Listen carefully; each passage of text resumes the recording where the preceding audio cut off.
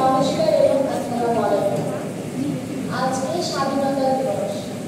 আমার কবিতাটি একটু বিদ্রোহীমূলক, জানি না কেমন হয়েছে, চেষ্টা করবো আপনি করার। স্বাধীনতার কাছে স্বাধীনতা স্বাধীনতা সবার মুখে একটি কথা। আচ্ছা, স্বাধীনতা কাকে বলে?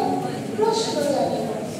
আচ্ছা, মুক্ত হয় কি স্বাধীনতা যেখানে নেই কোনো সত্য প্রতিজ্ঞতা? স্বাধীনতা তোমার কাছে প্রশ্ন।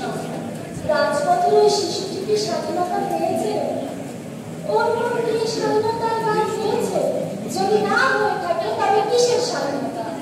স্বাধীনতা আমার নয়নে হয়েছে তোমার নয়নবার, ভয় কেটেছে অনেক রাত।